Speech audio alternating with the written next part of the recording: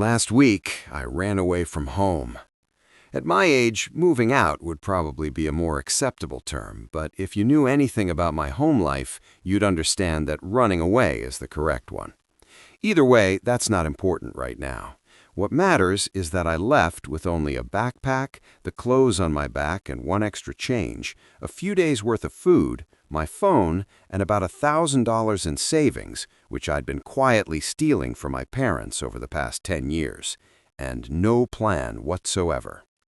I hitchhiked to the nearest bus station and bought a ticket for the first bus leaving the state because I didn't want to give my family enough time to realize that I was gone. When I arrived at my first destination, I took another bus, then another, and another, until finally I ended up in the middle of nowhere in a small town in Iowa with fewer than 400 people and one rundown motel that, by some miracle, didn't ask for an ID or a credit card. Coming from an overly sheltered life, I had no idea how the real world worked. I still don't. When I arrived, I thought $1,000, now $950 after the bus fares, was a fortune. That illusion shattered the moment I had to pay for a full week in advance to make up for my lack of credentials. I soon learned that freedom comes at a steep price, especially when you're desperate. The man running the motel must have sensed it, because on top of the $300 for the week, he charged me an extra $100 because you never know with these kids nowadays, as he put it. With only $550 left, I realized freedom was fleeting. I also realized I needed a job, fast. And to make matters worse, 3 days ago, my food finally ran out, so I had no choice but to go to the nearby diner. I'd never been to a diner before, but from what I'd seen on TV, I could tell that this one looked quite normal. Checkered floors, red vinyl chairs, a boombox, and a blonde woman behind the counter refilling a man's cup with what I believed to be tomato juice from a coffee pitcher. It was early in the night and the place was full of people eating and chatting, but all of that came to a stop when I walked in. The tension buildup was instant. Every pair of eyes was turned to me, and the man at the counter even licked his lips like a child presented with a piece of cake. I retreated slightly into myself, wishing I could disappear, until the voice of the blonde woman broke the silence. "Welcome, dear," she said. "Sit down anywhere. I'll be with you in a minute." I did what she said and glanced at the menu, trying to make sense of it. With items like bloody scramble and organ clatter, it was hard to find anything that sounded remotely normal or affordable. My eyes skimmed past heart skewers and raw oysters before finally landing on the beef stew, which seemed like a safe choice. The waitress, Linda, approached me with a notepad in hand, looking so exhausted that she looked like she was starting to blur a bit at the edges. "I'd order soon if I were you, darling," she said, rubbing her temple. "My night girl just quit, and I've already worked a double. We're closing early tonight." I perked up at that. "Oh no, that's horrible," I exclaimed, trying to sound sympathetic. "Does that mean you're looking for someone to cover the night shift?" I asked, forcing a sweet smile. The woman could see straight through my act, though. "This isn't the job for you, dear. Trust me," she muttered, a flash of worry in her eyes. "Now, can I get you anything or not?" "I can do it," I insisted. "I've worked night shift at a diner before." I smiled, and I hoped she wouldn't see past my lie. She narrowed her eyes and glanced back at the clock behind the counter, and finally sighed in surrender. "If you're serious, you'd save me a massive headache with my boss." "Fine, you can stay. I'll show you the ropes before I leave, but this is just a trial, understand?" Her tone softened slightly, guilt creeping in. I nodded eagerly, already half standing. She shook her head. "You can still eat first, darling. Your shift doesn't start till 8. And just like that, I had a job, temporary as it might be. After dinner, Linda took me to the back, where I met Roger, the cook. Maybe I should have turned around then and there, but I believed Roger to be just a quirky man at first, and, as it may be obvious, I was also in dire need of a job. As soon as I walked into the cramped kitchen, the man stopped cooking. He stopped breathing. In fact, he stood deathly still for what felt like an eternity. It wasn't until Linda introduced us to each other that Roger turned around. I forced a smile despite how uncomfortable the interaction had made me feel, and I waved with an expression I hoped came off as friendly. He didn't wave back, though. Instead, he stepped closer to me and began sniffing the air around me. I tried to get away from him, but Linda anticipated my actions and smacked the man on the back of the head. "Roger? Is that how you treat new coworkers?" Linda chided. He stumbled back, rubbing the back of his head. When he wasn't sniffing me and acting like a pervert, he looked like a perfectly normal man in his late 20s. He didn't say anything for a few seconds, and neither did I, but at least he had the decency to look apologetic. Linda sighed. "Roger, boy, aren't you going to apologize to Susan?" "Sorry," he exclaimed immediately, and the innocence with which he did it made me feel bad for him. He almost looked like a kicked puppy. "But now," the woman interrupted, "as I was saying before you started being rude, this is Susan, and she will be working the night shift with you tonight. Keep an eye on her, all right, dear?" "Yes, ma'am," he nodded. "Good. Now come on, darling. I've got a uniform for you," she said to me. I did as she commanded. Linda led me to a small storage room located at the very end of the kitchen and handed me a faded pink dress and a white apron with ruffles. I put them on, feeling ridiculous, but the worst part was the hat. I couldn't help but think that I looked a lot like a waitress from a cartoon. Still, as I caught my reflection in the small, cracked mirror, I couldn't help the faint smile tugging at my lips. For the first time, I felt like I was doing something on my own, earning something. It felt like triumph. That brief spark of pride lasted exactly 3 minutes, though. Out in the diner, the man who'd stared at me earlier tapped his cup against the counter in a crass attempt to get Linda's attention. She sighed and reached for a pitcher, the one she was holding when I came in earlier. She began pouring the thick red liquid that at first glance I believed to be tomato juice. But now, standing close enough to smell the hot liquid, I caught the unmistakable metallic stench of blood. My throat went dry. "This part's easy, darling," Linda said in her usual cheery tone, as if she were teaching me how to brew coffee. She set the pitcher down on a heated rack beside 5 others I hadn't noticed before. "We keep the blood bags in the back. Just pour a new one in when you run out. The type's labeled, so you won't mix them up." My stomach lurched, and the air suddenly felt too thick to breathe. What did I get myself into, I thought, backing away under the amused gaze of the rude man at the counter. Linda kept talking, her back still to me. "Now, all the pastries are labeled, so you just hand the right one to the customer, and since you said that you have experience, I'm sure you can handle taking orders. Everything else works just like at any other She turned around mid-sentence and stopped when she saw me edging toward the door. For a moment, something like disappointment flickered across her face. Then she smiled again, softer now, almost pitying. "You can walk out that door right now, Susan dear. I'm not keeping you here against your will," she said, her voice calm. "But when you agreed to work here tonight, a promise was made, and we take promises very seriously." Her sweetness in her tone soured into something sharp. "So you can stay and finish your shift, or you can leave and pray that nobody here heard you break your word." My hands started shaking, and the man, not a man, at the counter was still looking at me like he was about to burst laughing any minute now. Linda placed her hands gently on my shoulders.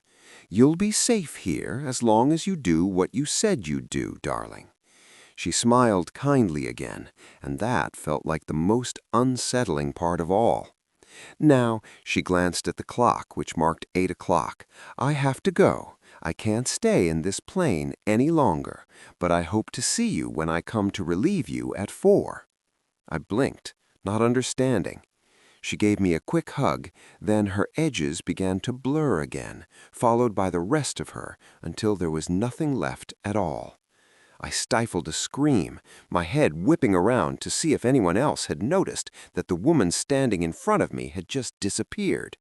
But of course, everybody else was only focused on their own meals and their own conversations, paying no attention to what I now assumed to be a completely normal and usual occurrence. However, there was one person who was not minding their own business, the rude man at the counter, whose grin only widened even further when he felt my alarmed gaze. "Are you on the menu too, sweetheart?" he purred, barking a laugh at the sheer terror on my face. I felt my insides liquefy for a second, and for a moment my body became paralyzed with fear. The stranger rolled his eyes. "It's no fun when you just freeze," he pouted. "Just get me another cup of O negative, and do hurry up." I shuddered, but still did what he told me. My hands trembled as I reached for the pitcher. It felt warm in my hands, but that still did nothing to ease the shaking.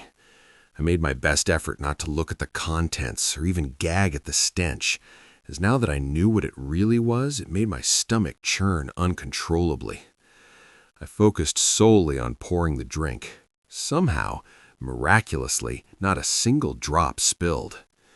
He snatched it off the counter before I could even set the pitcher down. The motion was so fast that it made me flinch, and the pitcher slipped from my hands.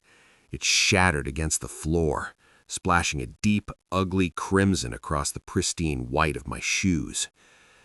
I took a deep breath and stifled yet another scream.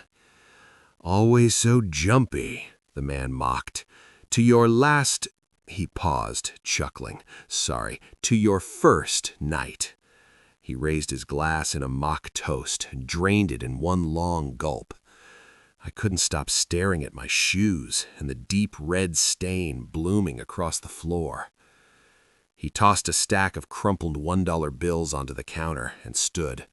"Gotta go. See you later, bloody."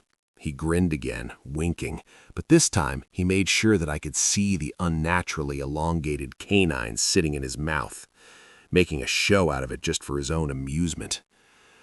When I finally dared to look up again, Roger was standing beside me with a mop and broom. I hadn't even heard him come in.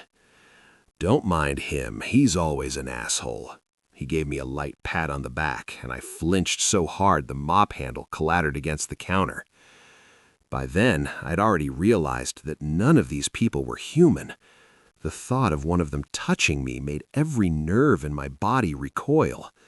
The word predator echoed through my mind over and over. His expression softened, and he took one step back.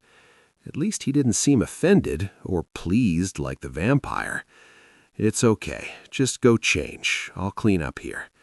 I managed a shaky nod and stumbled toward the back room. Inside, I found another uniform in the same closet where I'd seen Linda go before. I changed quickly, though my fingers wouldn't stop trembling, and by the time I worked up the courage to return, the floor was spotless, the air heavy with bleach, and Roger was calmly filling a new pitcher of O negative. "Thank you," I managed to say, my voice barely a whisper. I was still terrified of the cook, but a part of me was profoundly relieved not to be alone. Also, he hadn't really done anything to warrant my terror just yet. Besides, we all know the saying, better the devil you know than the angel you don't. Not that I really knew Roger, though. He glanced up to meet my gaze and gave me a small, reassuring smile. "You'll get used to this in no time," he said. I wasn't sure how confident I was in his statement, though, but I nodded regardless. Still, as the night wore on, I did fall into a rhythm. A customer would come in, I'd take their order, and I'd try not to think too much about what they were. At first, I tried to guess based on what they ordered, but I quickly realized it was better not to know. It was better to treat them as if they were just human customers in a normal human diner. Not that it was easy, especially when I found out that heart skewers meant literal raw hearts on a skewer. At least they were squirrel hearts and not human. Still made me gag. By the time 3 a.m. came and nothing disastrous had happened, I started to relax. The end was finally in sight. Just one more hour, I told myself. One more hour and I'd walk out of this nightmare. But fate had other plans. A few minutes before 4, a new vampire walked in through the door. It was impossible to deny what he was while he was flashing those canines. I thought this place would be closed tonight. I would have come earlier if I knew it wasn't, he said, a smug expression on his face. Then his eyes landed on me. Well, well, well, what do we have here? A last-minute snack? Linda has more tricks up her sleeve than I imagined. He took a step forward, but from the kitchen doorway came a low, warning growl. Suddenly, Roger grabbed me by the shoulder and shoved me into the kitchen. "You're not welcome here," he kept growling, claws emerging from his nails. "Oh, come on," he exclaimed. "She made a promise, and then she broke it. You should really learn some things from me, Wolfie. Promises are everything, not that you would know much about that. Now, just pour me a cup of AB positive, and I'll be on my way. Come on, I won't even eat the new girl unless she lets me." He flashed me a teethed grin, making me shudder. "That's quite enough, Silas." Linda stood by the blood station, having simply appeared. I didn't have the energy to even flinch at it. "You know the rules. You prey on my staff, you lose your dining privileges. Permanently." The vampire, Silas, took a step back, his hands raised. "The last girl on night shift broke a promise, Linda. We all know how that goes," he shrugged. "It's quite simple, really. It never is with you." Her voice was flat. "Out. You and your kind are not very keen on consequences, except for when they benefit you. Now they benefit me. Out right now." With a venomous glare, Silas turned and went back out the door, slamming it against the frame. Linda's shoulders slumped, the immense power draining from her as she turned to me. "Good job, dear. See, I told you it would be just fine." She smiled with that sweet smile from before. "You did well for a first night." "Can I go now?" I whispered, desperate to get out of there. "Sure, dear. Don't you want to stay for breakfast, though?" No, I didn't. I didn't need to be told twice. I didn't even respond to her question. I just took the apron off and I ran out the door, intending to get my things and leave the damn town behind. I didn't even think about payment or how I would live after that, only about survival. I was running so fast, my lungs burning in the cold air, that I didn't realize I wasn't alone until I hit a solid wall, or what felt like a solid wall. It was Silas. His hands shot out, gripping my upper arms forcefully in order to hold me in place with effortless strength. I tried to struggle against his grip, but he was too strong. "Leaving so soon?" he purred, his voice a mockery of concern. "And without serving me my AB positive? That's terribly poor form for a waitress." I tried to struggle again, but it was like trying to move stone. "Let me go!" "Tisk, tisk," he chided, his face inches from mine. "We need to have a little chat about promises. You see, when you agreed to work the night shift at the diner, you entered into a spoken contract, an implicit promise to serve all the customers who walked through that door." He began walking, forcing me backward with him, steering me effortlessly away from the main road and into the deep shadows between two darkened buildings. "You might recall," he continued, "that I politely placed an order and you refused to fulfill it." He smiled maniacally. "You broke a promise, and I am happy to make you pay for it." My back hit the cold brick wall of the alley. There was nowhere left to go. I remember having the distinct certainty that I was going to die without ever having lived a day in my life. "So you see, my dear," Silas whispered, one cold hand coming up to cradle my jaw, his thumb stroking my throat. "This isn't malice. This is simply accountability, a balancing of the scales. You owe us all debt, even if the losers at the diner don't see it the same way I do." He pulled back just enough to look into my eyes, his own gleaming with a horrifying delight. He was savoring this, drawing out every second of my terror. "Any last words?" he asked. His gaze dropped to the pulse hammering in my neck, and his canines began to elongate. A screech erupted from my throat as blinding pain exploded in my neck. I tried to push him off me. I knew that I was going to die, but I wasn't about to make it easy for him. I started to feel weak, drained. He was drinking from me in large gulps, all of which sent a wave of pain down my whole body. Then the pain got worse. Not because he became more forceful, but because he was torn off my neck. I could barely see through the tears. It was still dark, and the haze brought on by pain, fear, and weakness made me believe I was hallucinating, but it was real. Something had slammed Silas's body off me, and they were fighting. I couldn't see who was winning, or even who my savior was. Was it Roger? Linda? It didn't take long for me to find all of that out, because dawn was on the horizon. Through the first rays of sunlight of the day, I could see the rude vampire from earlier pinning Silas to the ground. He lost his grip for a second, and Silas took that as an opportunity to leap back to me, shoving his fangs once more into my flesh, this time on my leg. The other vampire grabbed Silas again, tearing him off me and leaving me with an open wound from halfway up my calf to almost the top of my ankle. "Sire," Silas started, but the rude customer picked him up by the collar and slammed him back to the ground. "I thought we'd discussed this, Silas. You weren't supposed to draw more attention to us like this, especially not after last night," he roared. Silas tried to speak again, but his words died in his throat and were instead replaced by a screech of pain when his right arm was torn off the socket.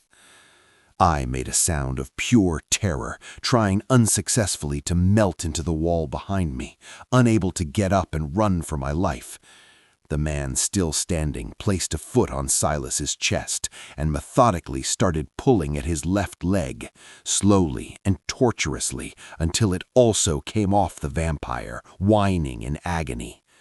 I couldn't keep looking, too busy vomiting every last ounce of substance in my body. I closed my eyes, praying that death would take me before the rude customer could get to me himself. One more ripping sound, followed by a scream, let me know that his other leg had also come off. And finally, a second ripping sound, followed by no noise. Only then I dared to open my eyes, and I was greeted by the sight of torn-off limbs and a decapitated torso. I wanted to scream, but instead came out a pitying sound that I can't even describe. Then his eyes turned to me. He took a single slow step toward me, and his shoes made a squelching sound in all the blood, both from mine and Silas's. I made another pitiful, strangled noise, a sound I didn't even know I could make. There was nowhere to run, and this vampire had proven to be worse than the last one. I briefly wished Silas had been the one to kill me. At least dismemberment hadn't seemed to be a part of his modus operandi. But now I was trapped with the much more terrifying one, the vampire that sparked fear even in his own kind. He walks even closer, stopping right in front of my paralyzed body. His eyes started tracing the bloody mess Silas had made of my neck and leg. I kept crying as he wordlessly reached over to Silas's body and wet his hands in his blood before smearing it on both wounds. A wave of shock coursed through me as the long gashes faded into smaller bite wounds, still bleeding and still painful, but not as grave as before. A slow, dark smile spread on his face. "Looks like you really are on the menu after all, Bloody," he said, and then he laughed. His fangs elongated as well, and I began whimpering again, but I didn't have any more strength left to fight back. "Don't worry," he purred. "I'm not going to bleed you dry. That would be wasteful. And now you owe me for saving your life. I plan on cashing in that debt in the future." He grabbed me by my hair and pulled my neck towards his mouth, lowering until his fangs tickled my raw flesh. "No, please," I whimpered. "Shh," he whispered against my neck, sending a shiver down my spine. He slowly pushed the fangs in, holding me steady with an ironclad grip. It hurt, a lot, but it wasn't as forceful or as bad as Silas's bite. Still, I screamed, but it didn't help ease the pain. Soon after, a fog took over my mind, and I must have passed out because the next thing I knew was that I woke up lying on the coarse carpet of my motel room in horrible pain, and after over 24 hours since my shift at the diner ended. My neck and my leg were bandaged, and that realization brought all the memories from that alley back like a tsunami. Through labored breathing, I got up and opened the door to the motel, intending to flee town as soon as possible. But my exit route was blocked. Sitting neatly on the worn welcome mat was a small cardboard box. On top of it lay a plain white envelope. I snatched it inside and I locked the door again. The envelope was heavy, and when I opened it, it contained 4 $100 bills and a note. "Dear Susan, Roger went to see you this morning to give you your pay for last night, but he found you wounded on the floor. He cleaned your wounds, and I made him bring you some food for later. You're gonna need it. I hope the chicken soup helps you feel better. P.S. If you still want the job, come by the diner whenever you want. I do still need a new night shift girl. The pay remains the same, $400 per night. Love, Linda." I stared at the money for a good few minutes before putting it with the rest. I made $400 in one night. I'm more calm now, and I was able to think my escape plan through. The next bus out of town won't be here for a few more days, and I definitely can't escape on foot. This town is too far away from civilization. I still don't know what I'm gonna do. For now, I plan on staying in this room until I can actually leave. Roger has come over a few times, always with food from the diner, but I didn't acknowledge him even once. All I want is to put this nightmare behind me, especially the strange vampire that saved me. He says I owe him now, but I don't think that I want to know what owing a vampire anything means. Maybe if I run, he won't find me. I'm writing this as a warning for every single one of you out there. If you ever find yourself in a town in the middle of nowhere, do not go to the diner, and definitely don't make promises you can't keep. I went back to the diner. Some of your comments got to me, and they made me realize that the best decision a mature and responsible woman would make is to see the debt to the rude vampire through, because that is the right thing to do. Okay, no, I'm lying. Sunday morning came like a beacon in the dark. I woke up early and paced through my room for a few hours before gathering the courage to actually walk through the door. I hadn't left my room in days, and even Roger had given up on trying to talk to me. He wasn't even bringing food by anymore. But that day, I had to leave. The bus that only came on Sundays was my only escape route from this town, and I was going to make it out, no matter what. I packed everything I owned into my backpack, and I left the uniform with which I had left the diner in a hurry last week, neatly folded on the bed before leaving the room. On a completely separate note, I really want to know what this is made out of. It didn't tear with all of the, and the bloodstains washed right out of it. I didn't even check out. That's how desperate I was for this to go well. I walked quickly to the bus station, flinching at every shadow and at every noise. I'm a little bit embarrassed to admit that I even let out a tiny scream when a pigeon flew by me, but you all have to understand that I was terrified out of my mind. I didn't know much about anything at all, really. I only knew that a crazy vampire who sucked so much of my blood that I passed out and claimed that I owed him some sort of life debt was running around loose in the town where I was staying. I couldn't afford to let him get to me, not even after he saved my life. So yes, I admit it. Despite the warnings and despite knowing deep down that leaving wasn't the best idea I've ever had, I still did it. Tried to, at least. The bus was running late. I knew that that wasn't uncommon for small towns, so I still waited. I waited for an hour, and then 2. I tried to blend in with my surroundings. I didn't want to draw unwanted attention to myself. But it didn't really work out like that, because at around the 2-hour mark, someone sat down next to me. Hi. I flinched, cursing at myself for not paying enough attention to my surroundings. But when I finally dared to look, I finally allowed myself to feel some relief at the fact that the person sitting next to me wasn't that particular vampire, or any vampire at all. It was Roger, the cook from the diner, and possible unconfirmed werewolf. I tensed up for a second, but I still sat back down next to him. "Hi," I muttered, picking at the skin around my fingernails. We sat in an uncomfortable silence for a few minutes before he decided to speak. "Waiting for the bus?" he teased, but I didn't respond. What if they were all in on it? "How did you find me?" I asked instead. He laughed a little bit, slightly amused. "It wasn't hard. You're the only human here," he teased, bumping my shoulder lightly. "I was just walking to my shift at the diner and saw you sitting here by yourself," he continued after I didn't say anything to his comment from before. I nodded, choosing to ignore the fact that I was the only human in a town full of monsters, which probably meant that my every move was noticed by everybody else. "Come on, let me buy you a drink at the diner. You must be cold."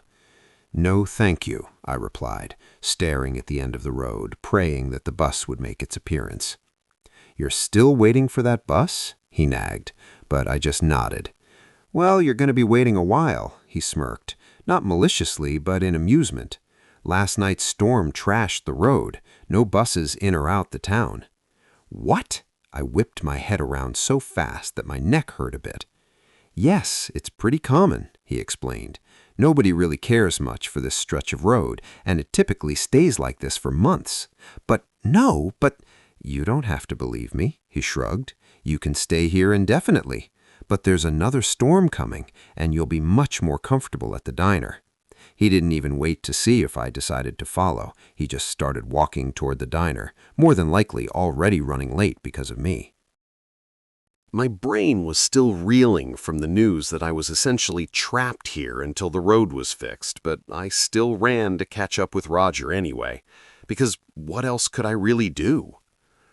The diner didn't look much different in the daylight. The only noticeable change was that a different woman stood at the counter taking orders. I hadn't seen her before, but she nodded when she saw me, as if she already knew me. I returned the nod and sat at an empty booth, my stomach rumbling with hunger. It didn't take long for Roger to appear from behind the kitchen doors with a plate of eggs and bacon and a big mug in hand. Without a word, he placed both objects in front of me, and he sat on the opposite side. I wanted to complain, to tell him that I hadn't ordered anything, but the hunger won, and I began eating my breakfast. I eyed the coffee cup distrustingly, though, as it was the same type used for blood, but I relaxed when the familiar scent of coffee hit my nostrils. I wrapped my hands around the warm ceramic, but didn't say anything for a few minutes, content to be in silence with Roger by my side. "So, I'm stuck here?" I asked awkwardly. "If it's of any consolation, we're all stuck here." "It's really not," I replied, half joking, half serious. The bell above the door rang, and I shot my head toward it, and then I found myself relaxing when it wasn't him. "So you're all monsters?" I asked, the last part mostly a hushed whisper. "Monsters?" He pressed his hand to his chest, and for a moment I was terrified that I'd actually offended him. "How dare ye—" He stopped when he noticed my genuine look of worry. Sorry, I was kidding, but you should have seen the look on your face," he laughed. "Yes, we're all monsters, as you put it, although we do prefer the term inhuman." I nodded, suddenly very interested in the coffee mug. I asked a question I wasn't ready to have answered, and he answered it. That was on me. "And what are you?" I asked, before realizing that I was doing it. My eyes widened with surprise at the fact that I'd actually said it out loud. He laughed. "What do you think I am?" he teased. "Right now, an asshole." What was wrong with me? Did I want to get killed? I instantly stiffened, slamming my hands on my mouth. I'm sorry, He burst out laughing. "Fair enough," he shrugged. "I'm a werewolf." I nodded again, but I wasn't surprised. At least my theory had been confirmed. "So what do you say? Are you coming in for the night shift tonight?" he asked after a moment of silence, smiling in his usual friendly manner. I shuffled nervously. "You don't have to decide right now, but I do have to go to work. Maybe I'll see you there." And with that, he left me alone to finish my breakfast. Later, I made my way back to the motel. After getting confirmation that the bus wasn't coming, I reluctantly handed the man at the counter the $400 that had cost me literal blood, sweat, and tears in exchange for another week in the motel from hell. And just like that, I was back down to $550. So my options were clear: sleep in the streets of a town full of monsters, or work at the diner. Obviously, option number 2 was the only sound one.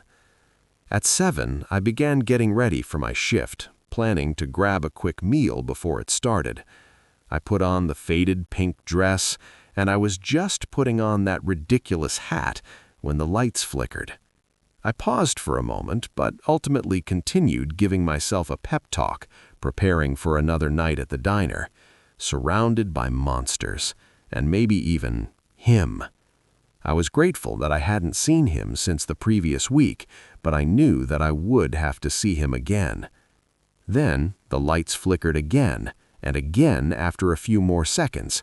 And then, finally, the last flicker erupted into a spark, and the entire room was swallowed by darkness.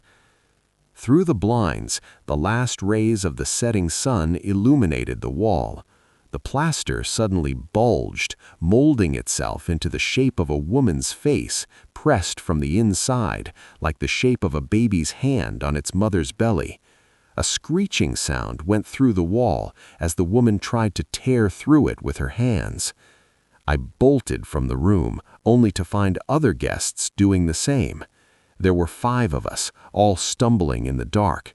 A boy, not much older than me, slid out of his room screaming. Then the man who owned the motel appeared, coming out from behind the booth for the first time since I'd gotten there. The appearance of his legs gave me some pause, as they were goat legs instead of human ones, but I told myself that there were bigger issues to worry about than a satyr.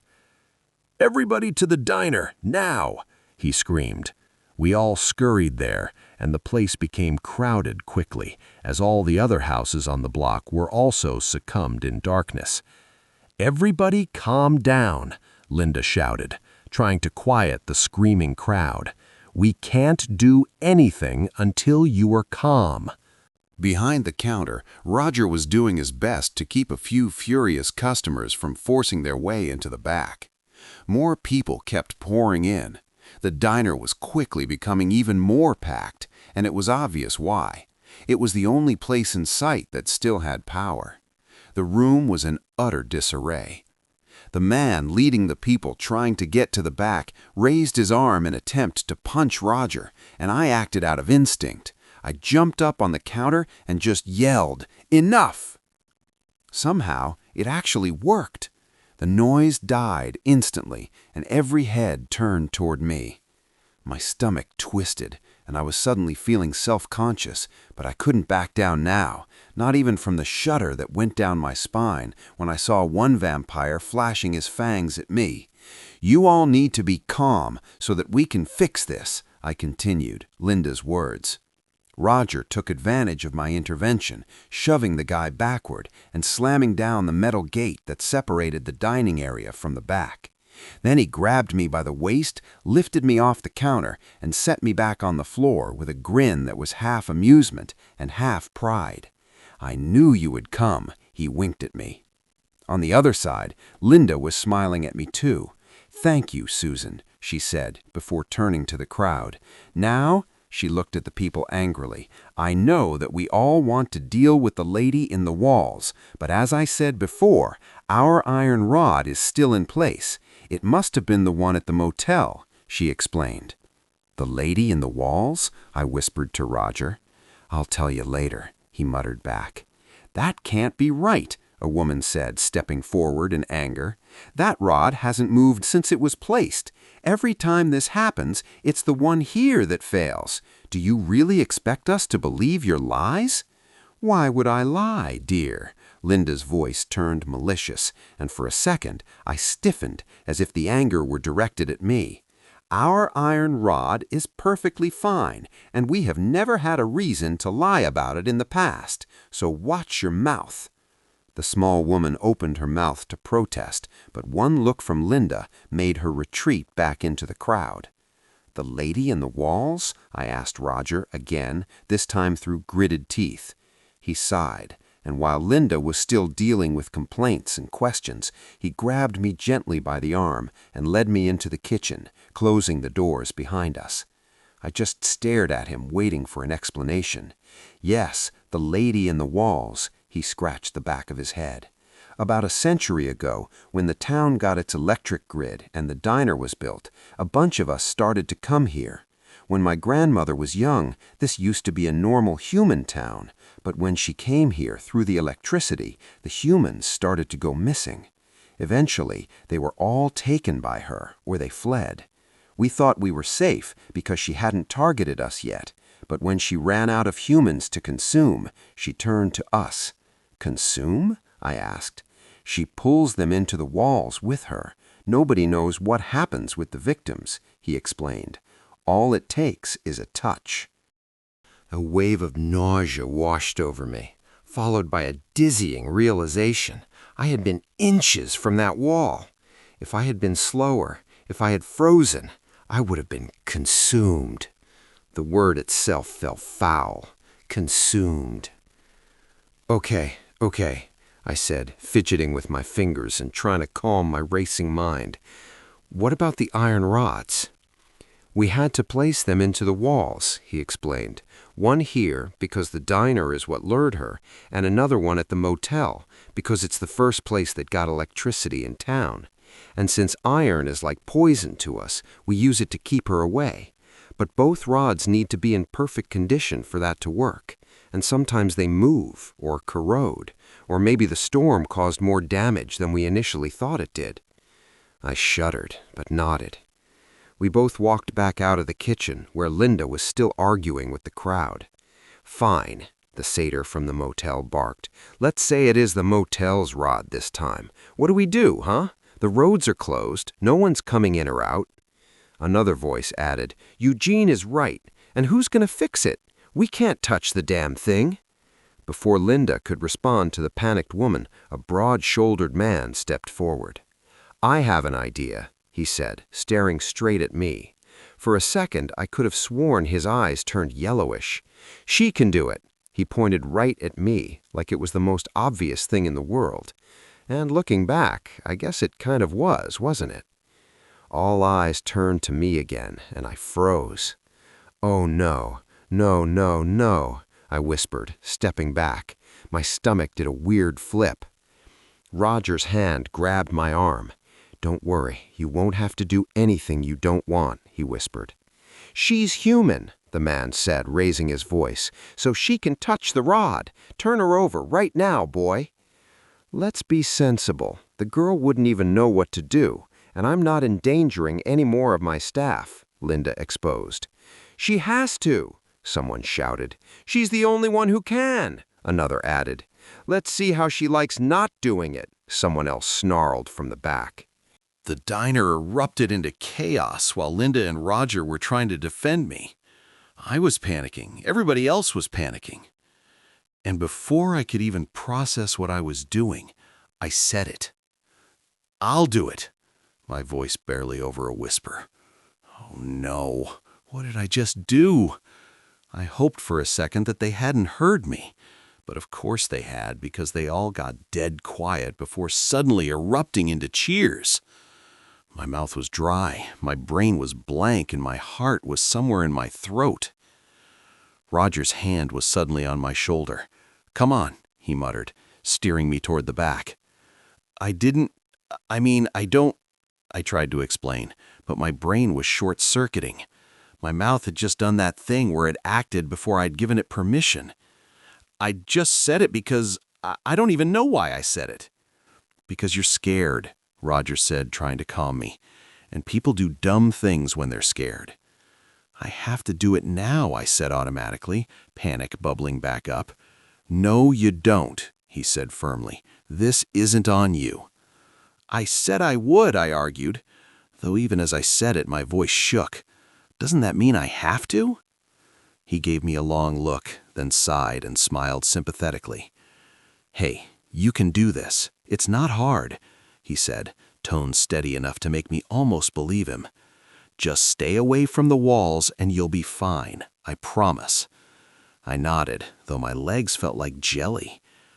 "I was going to suggest it myself, really, but I was scared you were going to punch me," he joked, and I let out a little laugh too. Before I could say anything else, the kitchen doors opened and Linda stepped in. She looked straight at me, and to my horror, she smiled. "I'm proud of you, darling." She hugged me, and I was speechless. "Proud?" Linda turned her attention to Roger this time. "Make sure she knows what to do. I'll be gone soon." Roger nodded. "You're leaving?" I asked. "Yes, dear. It's almost 8. "Right. She can't be here after 8. "I need to tell Martha what to handle while you and Roger sort this out. Don't worry about anything else." I nodded again, assuming that Martha was the waitress I saw in the morning. It was. After Linda left, Roger and I went into the supply closet, where he pulled out a worn briefcase out of a box on the top shelf. I wanted to open it to see what was inside, but he stopped me because even being close to the replacement rod could end up draining him. Then, Roger brought Eugene, the owner of the motel, to the back because we needed his help to get in. "Over my dead body am I going in there before that nut job in the walls is gone," the satyr exclaimed. "That can be arranged," retorted Roger. "I'd like to see you try, wolf boy." Some more choice words were exchanged between the two, but for the sake of brevity, let's just say that he was less than helpful. Thankfully, Roger knew Lucas, a fellow werewolf and his best friend, but most importantly, he had worked at the motel for a few years and knew the layout like the back of his hand. The three of us made our way to the motel. The screeching could be heard all the way from the outside, and it made me shiver. I froze for a second, but I forced myself to keep moving. "I'll stay outside," offered Roger. "I'll move through the rooms to call her to me, to distract her from you." Lucas hesitated, but ultimately nodded. "It's a good plan," he admitted, "but be careful." We went through the front desk, and Lucas led us through a narrow corridor all the way to the boiler room. The hallway was so tight that he accidentally brushed his shoulder against the wall when he tried to get past me. Instantly, the face of the lady in the walls bulged from beneath the plaster. "Move!" I shouted, grabbing his arm. I yanked him toward the center of the hall, but the space was so small she almost brushed his shoulder. I pulled harder, and we ran, sprinting until the screeches faded. I couldn't help but wonder if Roger was okay. But the lady was smarter than we thought, as she moved down the hallway and extended her clawed hand through the wall, blocking our path. Her other arm also came through, followed by her screeching face. Her eye sockets locked with my eyes, and, taking advantage of my fear, she managed to brush the edge of my dress. I stood deathly still, prepared to be transported wherever it was that she took her victims. But Lucas tackled me to the ground just in time. I managed to get up with his help, and we made the last sprint to the boiler room. We slammed through the boiler room door, relieved that the satyr hadn't bothered to lock it, and we finally allowed ourselves some respite and time to breathe.